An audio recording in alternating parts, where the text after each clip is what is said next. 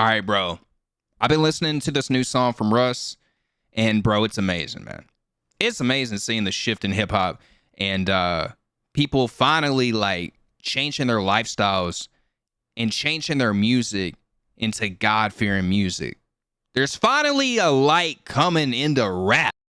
I was overindulging in food, pussy, and liquor. Bad habits made the devil grow bigger. Go figure. I had no resistance, therefore no restrictions on the energy that occupied my soul's existence. All right, so it says, I was overindulgent in food and liquor. Bad habits make the devil grow bigger. Go figure. I had no resistance, therefore no restrictions on the energy that occupied my soul existence. Bro, when you indulge into temptation, you giving the devil all the power within you. And you become reckless. You make terrible decisions. You ain't yourself no more. You ain't a God-fearing man no more. I was drifting cause I didn't have definite aim. Devilish game only wins with a negligent brain. But in the next bar, he says, I was drifting because I didn't have definite aim. Devilish game only wins with a negligent brain. Talking about your mental health, your mind, that's your biggest enemy, bro. If you don't got God, bro, your thoughts are going to just ruin your opportunities in life. All the opportunities that you were afraid to take risk with is all because you let negativity control your mind. And I like that Russ is finding his true self once again. Finesse the reins out my hand, control my thoughts. Fear and jealousy, my biggest enemy was more. But after he says negligent brain, he then says finesse the rein out of my hand, controlled by my thoughts. Fear and jealousy, my biggest enemy was which is money. Knew that I was lost, had to find my path again. Had to figure out where I was going, draw a map again. Cut back on the habits, I challenged my willpower. Mental self-control and discipline is real power. But then Russ continues by saying, knew that I was lost, had to find my path again, had to figure out where I was going, draw a map again, cut back on the habits that cut my willpower. My mental self-control and discipline is real power. I was angry, lustful, gluttonous, distrustful till I woke up and said, none of this is Russell. Man, dog, don't you feel like those goosebumps hearing that? Like, you're doing all these wrong doings, and you know it's wrong. You feel it within to where you finally realize none of this is you. Bro, it's powerful, like, hearing that.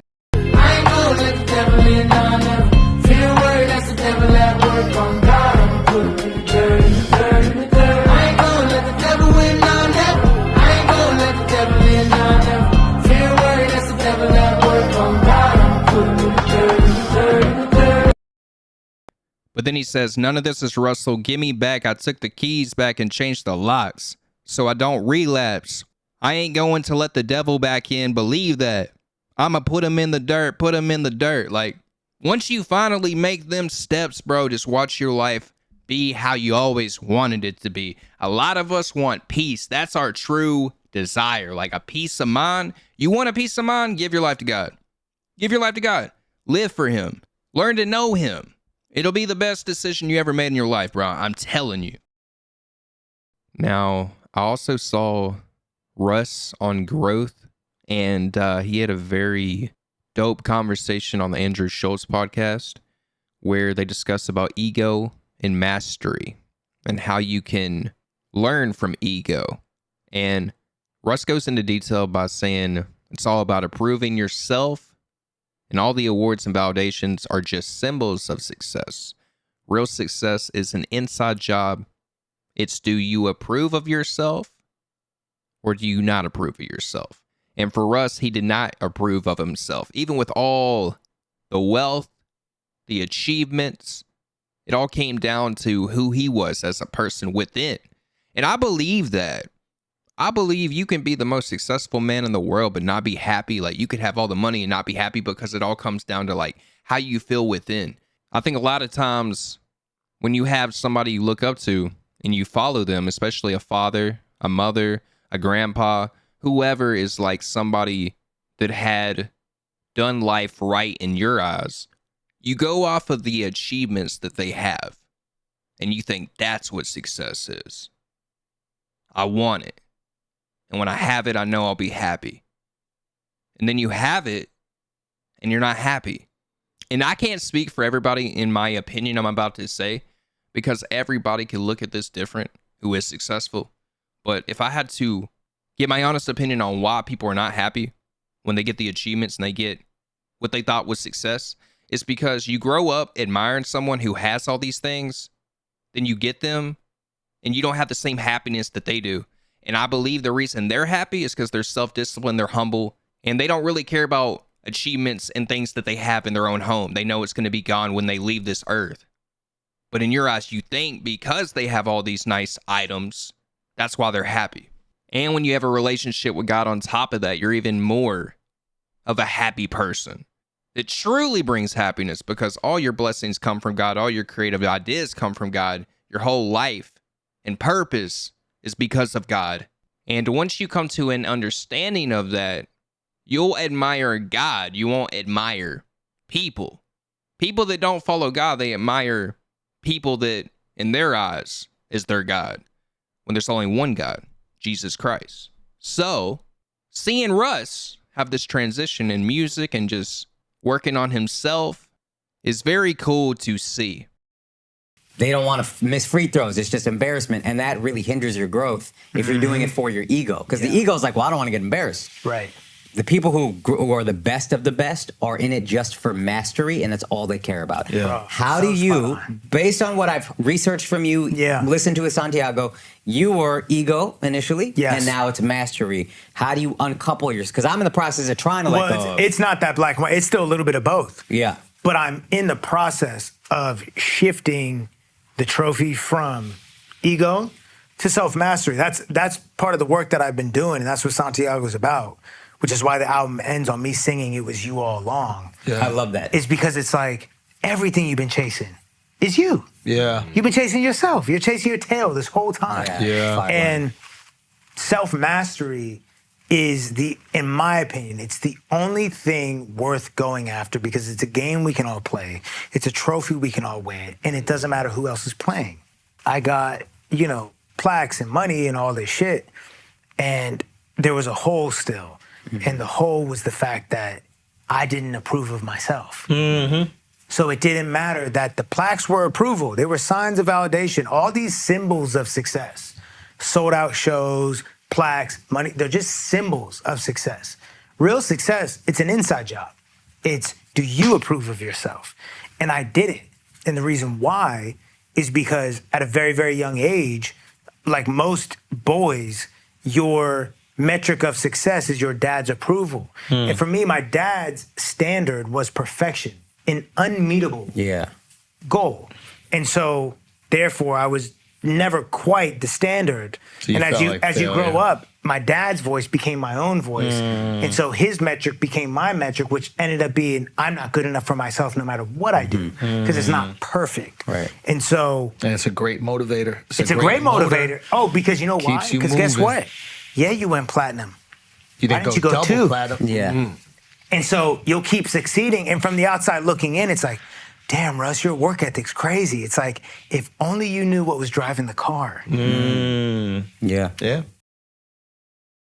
But the first step is awareness. And a lot of people, me included, were just not even aware that I was like moving like that. Yeah. I thought it was all positive. I'm looking at my life. I'm like, plaques, money. Right. I'm doing pretty good, Everything I'm doing must be right, especially when no one else around you is at the level you're at. You feel like you must be doing something. Right. That, And also, that like the everybody- average person, yeah. you know what I mean? They all think you're doing something right. Right, and so they're not going to tell you. They don't want to help you. How could well, they help you? well, they want to help you, but they With don't know what? how because it's like, It's working. it's got working, all the- so I don't know, bro. It's like, shit. All the Keep external. doing what you're doing. Yeah. And keep in Like, mind, success. you know how many times like Yeah. you dap somebody up as a successful person and they just say, keep doing what you're doing? It's like, nah. Yeah, because it's not sustainable. Yeah, I'm it's still not angry. I'm still anxious. No, it's not sustainable because at some point you burn out. You Yeah. know what I mean? And I talk about it in the book and I talk about it with my mentor, but it's like dark motivation versus light motivation.